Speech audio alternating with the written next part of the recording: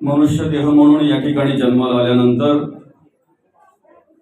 भगवंताने आम्हाला नरदेह माणूस म्हणून या ठिकाणी जन्माला घातलेला आहे आणि म्हणून या ठिकाणी कार्य करत असताना आमच्या आयुष्यामध्ये श्री गुरूंना खूप महत्व आहे. श्री गुरूंचं स्थान खूप महत्वाचं आहे. जर आम्ही आमच्या जीवनाचा मार्गक्रमण करत असताना आम्हाला श्री गुरूंचं मार्गदर्शन जर लाभलं नाही, श्री गुरु जर प्राप्त झाले नाही, श्री गुरूंचं मार्गदर्शन जर लाभलं नाही, तर नरदेहाला येऊन सुद्धा पशु पक्षासारखं जीवन आमचं त्या ठिकाणी झालं जातंय. पशु पक्षाप्रमाणे मनुष्य त्या ठिकाणी कार्य करत असतो. एखाद्या सागरामध्ये ज्या वेळेला एखादी नाव भरकटली जाते ना, त्यावेळेला त्या नावेला योग्य मार्ग दाखवण्याचं काम दीपस्तंभ करत असतात. तसं संसार रूपी सागरामध्ये भरकटलेल्या या नरदेह रूपी नावेला योग्य मार्गदर्शन करण्याचं काम श्री गुरु करत असतात, सद्गुरु करत असतात. आणि म्हणून या ठिकाणी आपण माघ शुद्ध दशमी सोहळा अर्थात हरिभक्त परायण श्री मोहन कृष्णाजी भावार्थी चिखलोली पाडा अंबरनाथ या ठिकाणी परमपूज्य सद्गुरु स्वानंद सुख निवासी वैकुंठवासी सद्गुरु गुरुवर्य हरिभक्त परायण यशवंत बाबा महाराज वाघ, स्वानंद सुख निवासी वैकुंठवासी सद्गुरु गुरुवर्य हरिभक्त परायण कृष्णाजी धर्माजी भावार्थी बाबा यांच्या कृपा आशीर्वादाने सद्गुरु गुरुवर्य हरिभक्त परायण शिवाजी रंगनाथ करंजोळे बाबा यांच्या कुशल मार्गदर्शनाने सद्गुरु गुरुवर्य हरिभक्त परायण जयराम बाबा धोंडू ठाकरे व सद्गुरु गुरुवर्य हरिभक्त परायण विठ्ठल दोंदा शेळके बाबा, त्याचप्रमाणे सद्गुरु गुरुवर्य हरिभक्त परायण मोहन कृष्णा भावार्थी बाबा यांच्या प्रेरणेने या ठिकाणी हा 2 दिवसाचा कार्यक्रम आपण माघ शुद्ध नवमी आणि माघ शुद्ध दशमी अशा प्रकारे आयोजित करत असतो. गेली 50 वर्षांपासून या ठिकाणी आपण हा कार्यक्रम आयोजित करत असतो. म्हणजे आता जर पाहायला गेलं तर हे सुवर्ण महोत्सव आहे असं म्हणायला हरकत नाही. सुवर्ण महोत्सवी वर्ष 50 वर्षापासून या ठिकाणी हा कार्यक्रम आपण माघ शुद्ध दशमी सोहळ्याचा कार्यक्रम आयोजित करत असतो. खरं तर आजच्याच दिवशी तुकोबांना साक्षात्कार झाला, श्री गुरूंचा अनुग्रह झाला. माघ शुद्ध दशमी पाहुणी गुरुवार केला अंगीकार तुका म्हणे. आणि आजच्या या दिवशी या ठिकाणी अनेकांना तो उपदेश करता यावं, ते मार्गदर्शन करता यावं. संसारूपी भरकटलेल्या या संसारूपी सागरामध्ये भरकटलेल्या या नावेला, या नरदेहाला, या मनुष्य देहाला योग्य मार्गदर्शन मिळावं या उद्देशाने या ठिकाणी गेली अनेक वर्षांपासून या कार्यक्रमांचं आयोजन आपण करत असतो. आमच्या आयुष्यामध्ये आम्हाला मार्गदर्शनाची खूप गरज आहे. कुठलंही कार्य करायचं म्हटल्यानंतर ज्ञान हवं असते माणसाला. शेती करायची असू द्या ज्ञान पाहिजे, संसार करायचा असू द्या ज्ञान पाहिजे, प्रपंच करायचा असू द्या ज्ञान पाहिजे, व्यापार व्यवसाय उद्योग धंदा करायचा असू द्या, ज्ञानाशिवाय कुठलीही गोष्ट घडत नाही. आम्हाला आमचं बाहेरचं जीवन कसं जगावं यासाठी अनेक मार्गदर्शक आम्हाला मिळत असतात. अनेक मार्गदर्शक आम्हाला मार्गदर्शन करत असतात. पण अंतरीचं जीवन आम्ही कसं जगावं, अंतःकरणाने आम्ही कसं जगावं, कसं राहावं याचं योग्य मार्गदर्शन करणारे आम्हाला श्री गुरुच असतात. आणि म्हणून आम्हाला आमच्या आयुष्यामध्ये श्री गुरूंची मार्गदर्शनाची अतिशय गरज आहे. 4 प्रकारच्या मुक्ती सांगितलेल्या आहेत.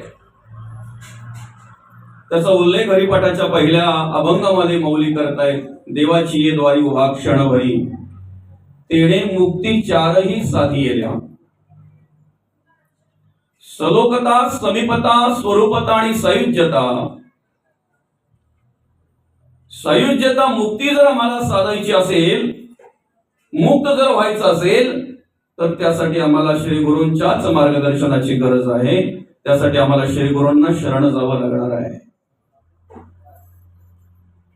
मनुष्य म्हणून जन्माला आल्यानंतर या ठिकाणी मनुष्य म्हणून, माणूस म्हणून कार्य करत असताना आम्ही पुरुषार्थ साधायचा आहे. आणि तो पुरुषार्थ साधत असताना धर्म, अर्थ, काम आणि मोक्ष, मुक्त जर व्हायचं आहे, 4ही प्रकारचा पुरुषार्थ जर साधायचा आहे, तर त्यासाठी आम्हाला श्री गुरूंच्याच मार्गदर्शनाची गरज आहे. श्री गुरूंच्या मार्गदर्शनाशिवाय आम्हाला ते ज्ञान कुठेही प्राप्त होत नाही, कुठेही प्राप्त होत नाही. श्री गुरु वाचोनी सापडे ना सोय. बाकीच्या सोयी अनेक करतील आपल्या, पण खरी आपली जी सोय आहे, आध्यात्मिक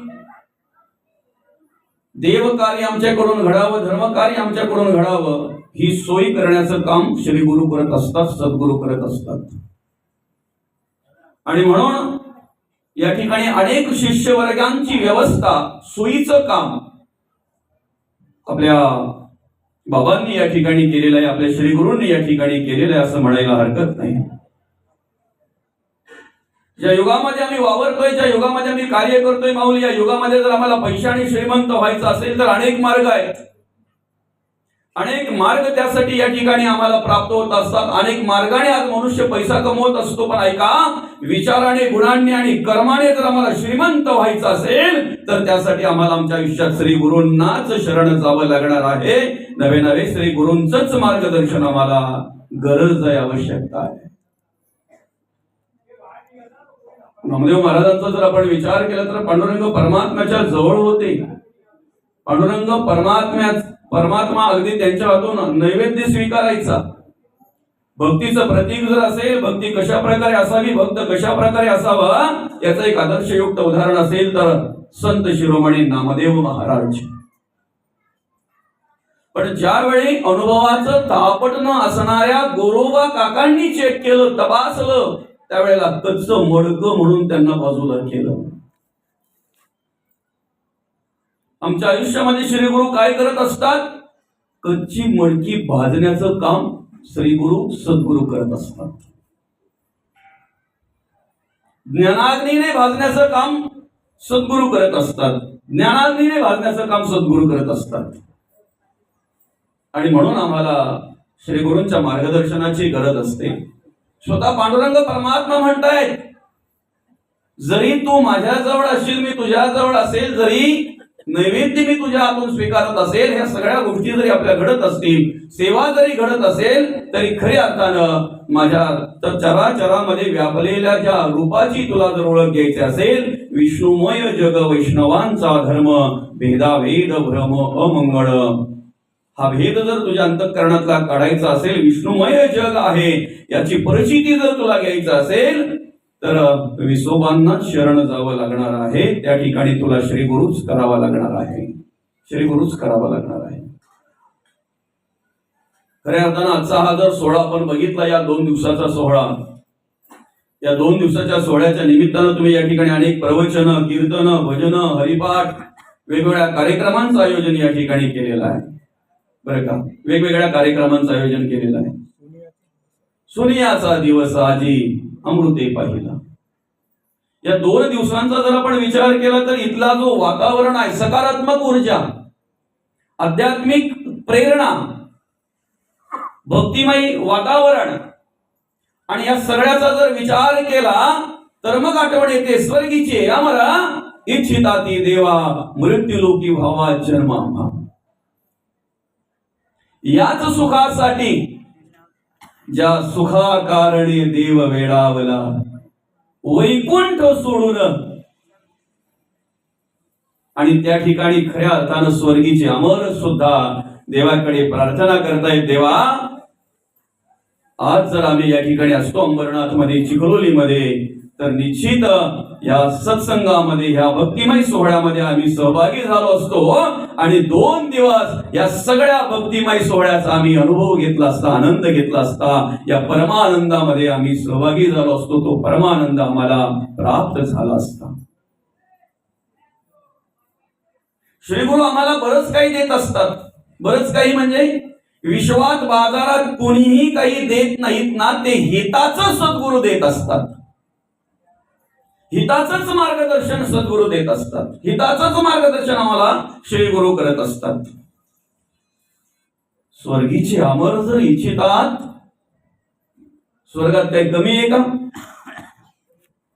चिंतामणीच्या खाणी आहेत, कल्पतरूची बळी अपार आहेत, अमृताची कुंड आहेत, कामधेनूची खिल्लार आहेत. सगळ्या प्रकारचं सुख ज्या ठिकाणी आहे त्या ठिकाणी असलेले अमर म्हटलेलं आहे, स्वर्गीचे अमर. पण तरी सुद्धा मृत्यूलोकी यावर यावे अशी कल्पना करतात, अशी आशा, अशी इच्छा बाळगतायत. त्याला कारण काय बरं? जर आम्हाला गुरूंचं मार्गदर्शन परत परत प्राप्त होत असेल ना, जर आम्हाला गुरूंचं सेवा जर आमच्याकडून घडत असेल, जर देवाचं, देशात आणि धर्माचं कार्य जर आमच्याकडून घडत असेल ना, तर खऱ्या अर्थानं आम्ही या ठिकाणी यायला तयार आहोत, असे स्वर्गीचे अमर इच्छा करतात. जगद्गुरु तुकोबा त्या ठिकाणी पांडुरंग परमात्म्याला प्रार्थना करत असताना म्हणतात, भगवंता, हे देवा, अरे तुमची सेवा जर माझ्याकडून घडत असेल, तुमचं नामस्मरण जर माझ्याकडून घडत असेल, श्री गुरूंचं मार्गदर्शन जर मला वेळोवेळी प्राप्त होत असेल आणि श्री गुरूंची सेवा जर माझ्याकडून घडत असेल ना देवा, तर या सुखाच्या पुढं गर्भवासाचं दुःख माझ्यासाठी काहीच नाहीये. म्हणून तुका म्हणे, गर्भवासी सुखे घालावे आम्हासी. परत परत मी जन्माला यायला तयार आहे, परत परत गर्भवासाचं दुःख सहन करायला तयार आहे देवा, कारण या सुखाच्या पुढे गर्भवासाचं दुःख आम्हाला काहीच नाही आहे. आणि म्हणून श्री गुरूंचं जे स्थान आहे त्याला कल्पतरूचीही उपमा आपण देऊ शकत नाही. कल्पतरू कशाला म्हणतात माहितीये का? ज्या वृक्षाखाली बसल्यानंतर माणूस जे चिंतन करतोय, ज्याची अपेक्षा करतोय, ते प्राप्त करून देणारा कल्पतरू, ते प्राप्त करून देणारा कल्पतरू. आमच्या श्री गुरूंना कल्पतरूची उपमा आम्ही का देऊ शकत नाही? आम्ही मागू ते नाही, कारण आमची मागणी का असते बरं? देवाकडे गेल्यानंतर, श्री गुरूंकडे गेल्यानंतर आमचं गाऱ्हाणं काय असतं बरं? परमार्थाचं की संसाराचं? प्रापंचिक मागणी असते, सांसारिक मागणी असते की आध्यात्मिक मागणी असते आमच्याकडे? भक्तिमय मागणी असते का आमची? आमचे विचार कसे असतात बरं?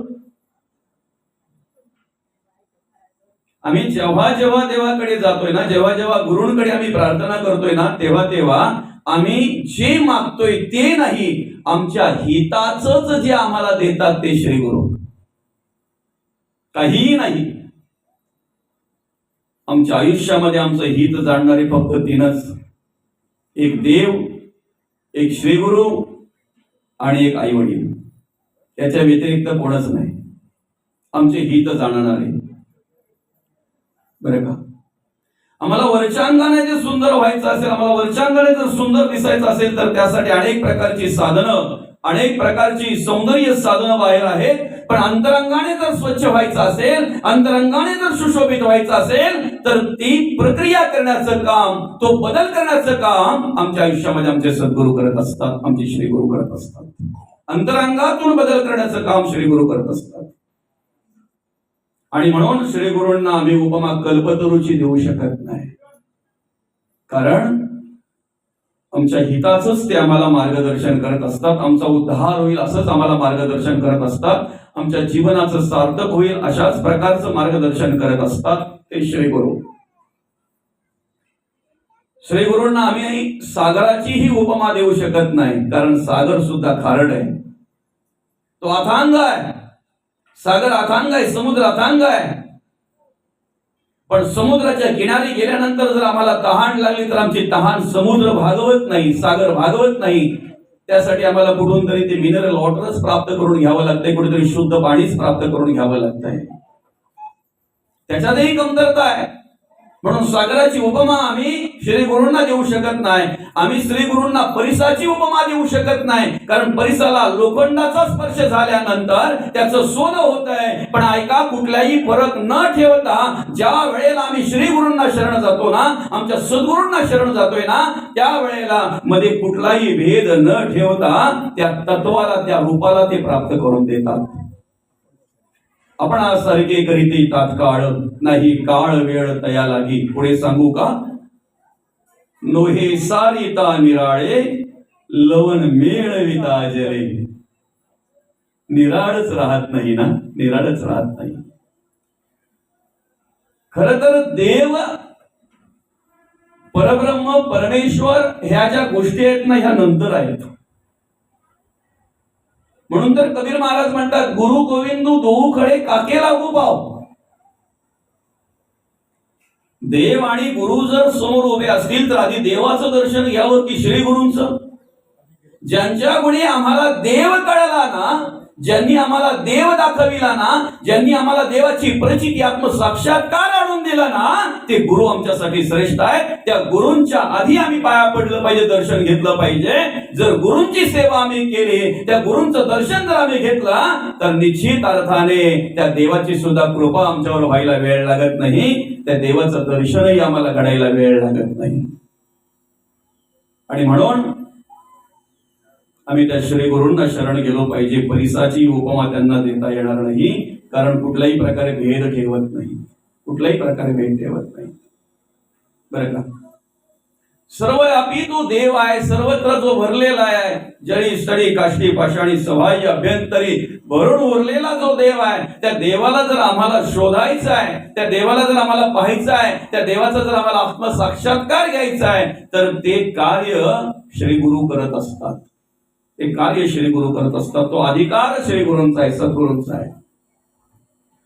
आणि म्हणून जे अशक्य आहे ना जगाला, जे जगाला अशक्य आहे ना, श्री गुरूंची कृपा झाली ना की ते सहज शक्य होतंय. फक्त कृपा श्री गुरूंची झाली पाहिजे, सद्गुरूंची कृपा फक्त झाली पाहिजे. ते सहज होत आहे, सहज होत आहे, सहज सहज प्राप्त होत आहे.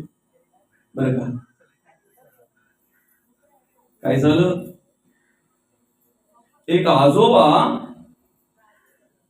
असं काम करता करता त्यांना अचानक चष्म्याची आठवण झाली आणि ते चष्मा शोधायला लागले. घरात कोणी नव्हतं. ते इकडे शोध, तिकडे शोध, ड्रॉवर बघितलं, कपाट बघितलं, कपाटाच्या खाली बघितलं, सर्वत्र जिथे जिथे त्यांना आठवण झाली तिथे तिथे गेले, तिथे तिथे सगळं बघितलं त्यांनी. बरं का? कंटाळले, शोधून शोधून थकले. तेवढ्यात त्यांचा नातू आला आणि नातवाला विचारतायत, बाळा तुला माझा चष्मा कुठे दिसला का रे? तुला चष्मा कुठे दिसला? त्यावेळेला त्यांनी सांगितलं, बाबा चष्मा तुमच्या कपाळालाच लावलेला आहे. तसं आमचं झालंय. तो आहे तुझ पासी परी तू जागा चुकलासी. आम्ही फक्त तोंडाने बोलतोय कुठे शोधीशी रामेश्वर आणि कुठे शोधीशी काशी. आम्ही फक्त तोंडाने बोलतोय जणू देह ही पंढरी आत्मा पांडुरंग. जसं त्या आजोबांना चष्मा दाखवायला नातवाची गरज लागली, जवळच होता, तसं आम्हाला सुद्धा आमच्या जवळच आहे, आमच्या अंतरात आहे. आमची सेवा तो देव करतोय, भगवंत करतोय, तो पांडुरंग परमात्मा आमची सेवा करतोय. पण त्याची ओळख करून देण्यासाठी आमच्या आयुष्यामध्ये सद्गुरूंचीच गरज आहे, आम्हाला श्री गुरूंचीच गरज आहे.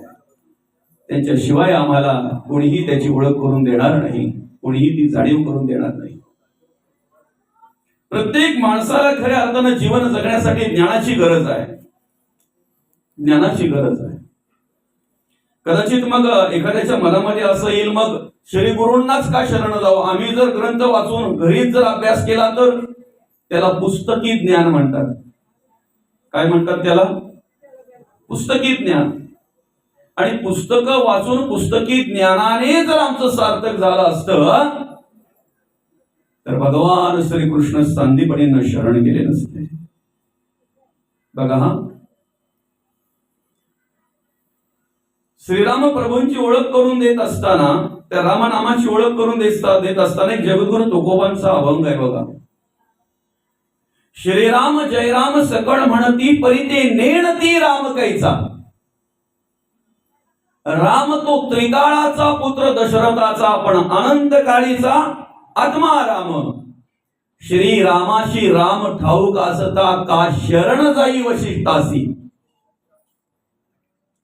त्या रामाची जर आम्हाला ओळख करून घ्यायची आहे ना, त्या अंतरात्म्याची जर आम्हाला ओळख करून घ्यायची आहे, त्या देवाची जर ओळख करून घ्यायची आहे, तर निश्चित आम्हाला सद्गुरूंना शरण गेलं पाहिजे. त्या अभंगामध्ये त्या ठिकाणी आम्हाला जगद्गुरु तुकोबा मार्गदर्शन करतात. श्री रामासी राम ठाऊक असता का शरण जाई वशिष्ठासी.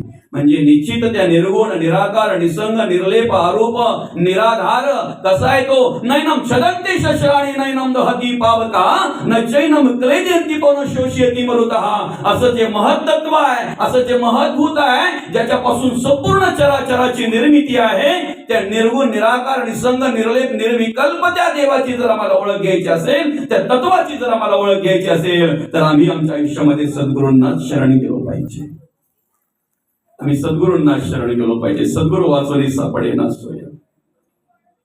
सर्वव्यापी आहे ते, सर्वव्यापी आहे, पण त्याचं ज्ञान आम्हाला आहे का बरं? त्याचं ज्ञान आम्हाला नाही. याच्या आधी पुस्तकं वाचल्या मी, गोष्टी रूपाने अनेक काही कथा ऐकल्या, पण जे आत्मज्ञान ज्याला म्हणतात ते आत्मज्ञान आम्हाला प्राप्त झालं नाही बरं का. पुस्तकी ज्ञानाने उद्धार होत नाही. मुलगी ज्या वेळेला थोडी मोठी झाली की नाही, तरुण झाली की नाही बरं का, त्या आईची मुलगी जेव्हा तरुण झाली मोठी झाली, त्यावेळेला प्रत्येक आई वडिलांना काय वाटतंय माहितीये का? आई वडिलांना म्हणण्यापेक्षा प्रत्येक आईला काय वाटतंय माहितीये का? माझ्या मुलीचं जर उद्या सगळं लग्न करायचं आलं तर तिला पहिले काय जमायला पाहिजे? हा, कोण बोलला मोबाईल ऑपरेट करायला जमायला पाहिजे? नाही ना, स्वयंपाक जमायला पाहिजे. प्रत्येक आईला प्रत्येक आईला वाटतंय की नाही, तिला भाकरी वाजता आल्या पाहिजे, तिला स्वयंपाक जमायला पाहिजे, तिला भात करता आला पाहिजे, डाळ भात भाजी भाकरी करता आली पाहिजे तिला, बरोबर आहे की नाही? मग ती आई त्या मुलीला प्रत्येक वेळेला सांगायची, बरं की अगं उद्या सकाळ जर तुझं लग्न झालं आणि तू जर तिकडे गेली सासरी, जर तुला स्वयंपाक आला नाही तर लोक कोणाच्या नावाने खडे फोडतील? सासू सासरे कोणाच्या नावाने खडे फोडतील? बरोबर आहे की नाही? मुलगा जर चुकला ना तर लोक मुलाला नाही दोष देत. तुझ्या बापाने तुला हे शिकवलंय का? कोणाचाच बाप कोणालाच वाईट शिकवत नाही, पण दोष कोणाला लागतो? बापाला. तसं प्रत्येक आईला वाटतं की माझ्या मुलीने स्वयंपाक शिकलं पाहिजे, स्वयंपाक आला पाहिजे, पण ती मुलगी शिकलेली ना बरं का. म्हणून ती काय करायची, अगं आई तुझ्या काळामध्ये काही वाचन नव्हतं, तुमचा अभ्यास नव्हता, पुस्तकं नव्हती. आता नुसतं आम्ही युट्यूबला सर्च जरी केलं ना, नाही का मौली, बरोबर आहे की ना?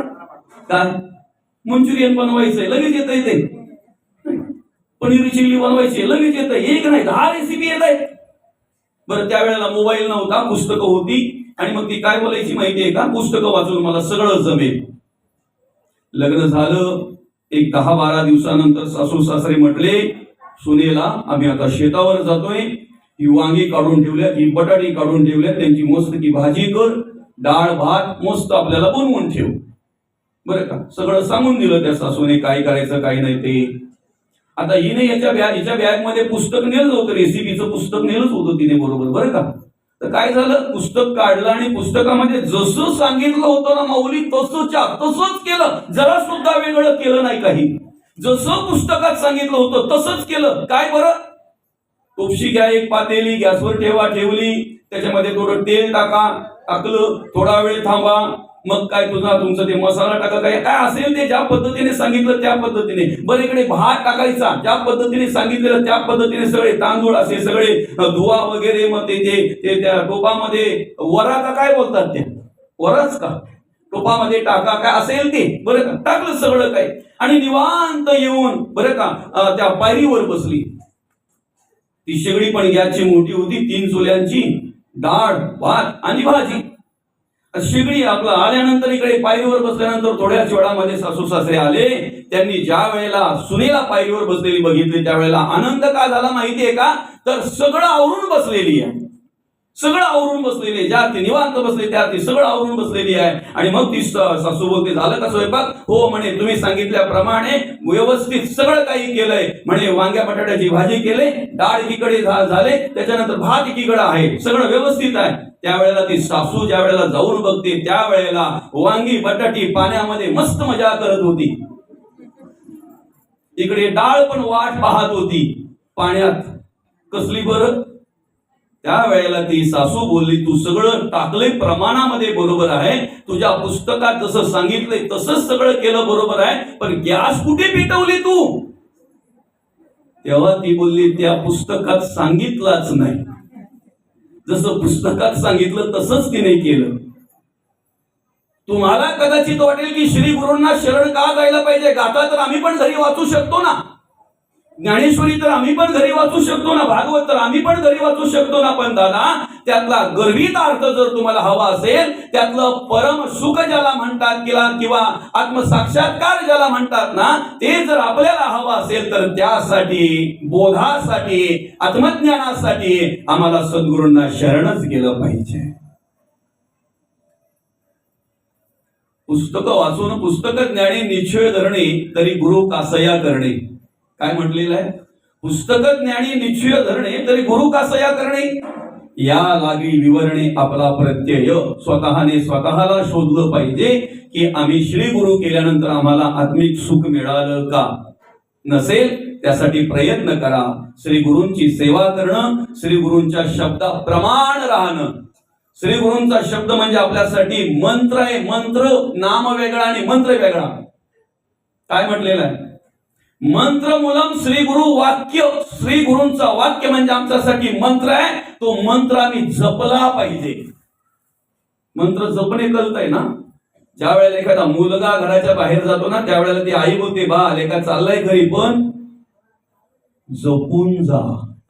काय जपून जा? आमची शिकवण, आमचे संस्कार, आमचं मार्गदर्शन जपून जा, बरं का? तसं श्री गुरु सुद्धा आम्हाला सांगतात, दादा तुझ्या आयुष्याचं मार्गक्रमण करत असताना दिलेले जे मंत्र आहेत ना, सद्गुरूंचं वाक्य जे आहे ना, ते प्रत्येक आपल्यासाठी मंत्र आहे. श्री गुरूंचा प्रत्येक वाक्य आपल्यासाठी मंत्र आहे. तो जर आम्ही जपला, म्हणजे त्याप्रमाणे जर आम्ही जगण्या वागण्याचा प्रयत्न केला तर आमचं आयुष्य सुंदर झाल्याशिवाय राहणार नाही, आमचं जीवन सुंदर झाल्याशिवाय राहणार नाही. म्हणून श्री गुरूंचा वाक्य आमच्यासाठी, प्रत्येक वाक्य आमच्यासाठी काय आहे? प्रमाण आहे. आमच्यासाठी आमच्या जीवनाचं सार्थक करून देणार आहे. पुस्तक ज्ञान झालं, आता अल्पज्ञान पण नको. काहींना जरा कुठे प्रचिती आली की, आता मगाशी जो बाबा आपला विषय झाला की नाही, काही म्हणतात हा परमार्थ असा, तो पंथ असा, तो पंथ असा, हा पंथ असा. हे कोण माहितीये का? अल्पज्ञानी. ही विहिरीत जे असतात ना, मोजक्या पाण्यामध्ये राहणारी बेडकं, जे अंतर्मुख होऊन खऱ्या अर्थानं आत्मज्ञानाने परमार्थ करतात ना, देव कार्य करतात ना, ते कधीच कोणत्याच पंथाला नाव ठेवणार नाही. का? ऐका, तुम्ही इथे कन्यापूजन केलं आता, बरं का? कन्यापूजन केलं. या ठिकाणी मी तर स्पष्ट म्हणेन, प्रत्येक कार्यक्रमाच्या वेळेला, कार्यक्रमाला सुरुवात करताना तुम्ही गणेशाचं पूजन करताय ना, त्याच वेळेला कन्यापूजन सुद्धा केलं पाहिजे. त्याच वेळेला कन्यापूजन सुद्धा केलं पाहिजे. कारण श्री ही अनादी काळची माता आहे. आमचं शास्त्र सांगतं, यत्र नारी असते पूजनते रमनते तत्र देवतः. ज्या ठिकाणी महिलांचा सन्मान केला जातो, ज्या ठिकाणी महिलांचा आदर केला जातो ना, त्या ठिकाणी सगळ्या प्रकारच्या देवता रममान होत असतात. सगळ्या प्रकारच्या देवता रममान होत असतात. मग अशा आपल्या मंगेश दादांनी सांगितलं, आदिनाथ उमा बीज प्रगटले. हे वेद, हे शास्त्र, ही पुराण, हे ग्रंथ, हे वाङ्मय आपल्याला नंतर मिळालंय. पहिले माझ्या महादेवाने ते ज्ञान माझ्या आदिशक्ती महामाया आई साहेबांना दिलं. तेच ज्ञान आपल्यापर्यंत आलेलं आहे. आदिनाथ गुरु सकाळ सिद्धांचा, मच्छिंद्र तयाचा मुख्य शिष्य, मच्छिंद्राने बोध गोरक्षाशी केला आणि मग तीच परंपरा पुढे पुढे पुढे पुढे, तेच धर्म कार्य, तेच देव कार्य जगद्गुरु तुकोबांपर्यंत आणि जगद्गुरु तुकोबान पासून तर पार अगदी आपले अगदी यशवंत बाबा महाराज वाघ, त्याचप्रमाणे सद्गुरु गुरुवर्य कृष्णाजी महाराज भावार्ते, शिवाजी महाराज करंजुळे, त्याचप्रमाणे जयराम महाराज ठाकरे. आणि आज तुम्हाला आम्हाला ज्यांच्या कृपेने, ज्यांच्या आशीर्वादाने हे सगळं काही मिळतंय, आपले विठ्ठल बाबा असतील, त्याचप्रमाणे मोहन दादा असतील, मोहन बाबा असतील, यांच्या कृपेने तुम्हाला आम्हाला सगळं मिळत असतंय. बरं का? तर मगाशी बाबा बोलता बोलता बाबांनी सांगितलं की हे बाबांनी आम्हाला दिलेलं आहे, ते आम्ही सांभाळलंय. आता पुढे सुपूर्द करायचं, पुढे फक्त चालू राहायला पाहिजे. देवाचं कार्य जर आपण अंतःकरणपूर्वक करत असू ना, मनापासून जर करत असू ना, तर त्या कार्याची व्यवस्था देवच करत असतात. या कार्यक्रमाला आज या ठिकाणी 50 वर्ष पूर्ण होत आहेत.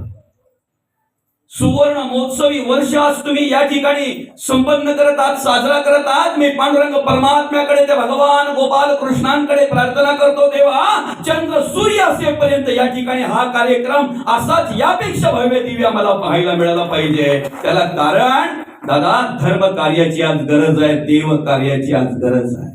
आम्ही संसारासाठी किती करतोय, आम्ही प्रपंचासाठी किती करतोय, आम्ही स्वतःसाठी स्वार्थासाठी किती करतोय, यापेक्षा आम्ही देवासाठी, धर्मासाठी आणि देशासाठी काय करतोय ना, हे आमच्या जीवनामध्ये महत्वाचं आहे. आणि म्हणून काही माणसं कशी असतात, अल्पज्ञानी झाली, थोडं पुढं ज्ञान झालं की मग काय होतंय, ते स्वतःला ज्ञानी समजतात, सूल मांडण्याचा प्रयत्न करतात किंवा अजून काय XYZ काय असेल ते. बरं का? पण अल्पज्ञानाची फसगत होते बाबा, अल्पज्ञानाची फसगत होते. पूर्ण ज्ञान जर नसेल तर एक गावामध्ये असाच एक मुलगा होता, तो मामाकडे जाऊन शिकलेला, कारण त्या पाड्यामध्ये शाळेची व्यवस्था नव्हती. खूप वर्षापूर्वीची गोष्ट आहे. बरं का? आणि मामाकडे थोडाफार जाऊन शिकला तो, काहीतरी 5वी 6वी जाऊन शिकला तो त्या ठिकाणी. पण 5वी 6वी म्हणजे 5वी पासूनच इंग्रजी होती त्या वेळेला. बरं का? आणि मग एखादं वर्ष तिथे काहीतरी त्याला दॅटमॅट पॅट काहीतरी ऐकायला मिळालं असेल. पण ते काय झालं, गावामध्ये कोणी शिकलेला नसल्यामुळे तो एकदा गावात आला, असं म्हणतात ना, वासरात